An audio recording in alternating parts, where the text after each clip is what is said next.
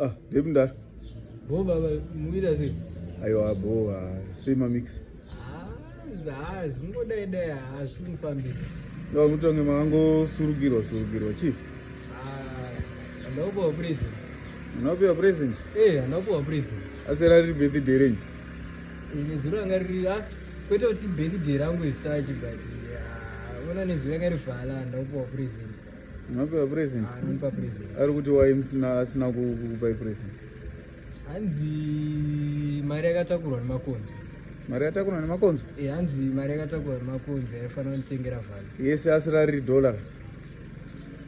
Toti panga patori neka 20 pasaidi. Pamwe asi kuti yanga yakabatana? Haina njanyatsozivo but nditorwadziwa because ndaitongoona vamwe nezuro vakangotakura zvimapresents vamwe zvimaperfume vamwe zvimai. Haina ndakana chandakawana. Kuti ndimega here asi zvakatosanganikwa nevakati wandei vasina kuwana vhali. Ndofunga takati wandei vasina kutowana because rimwe timu rangu randaitofungira kuti rinogona kutowanawo mapresents havana chavakawana, vhali yacho yakatongopfuura kunge mvura iri kunaya. Saka munoda kuti kune vasina kuwana? Kuna vasina kuwana?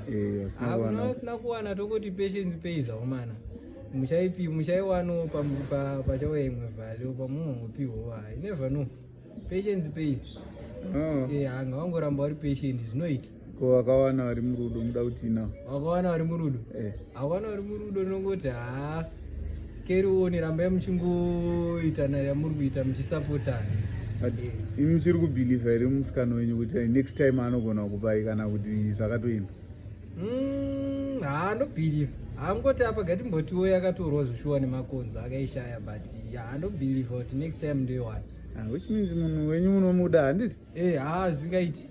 Aiwa bo mudara, toona next time yacho. Alright, aiwa bo. Iri bo.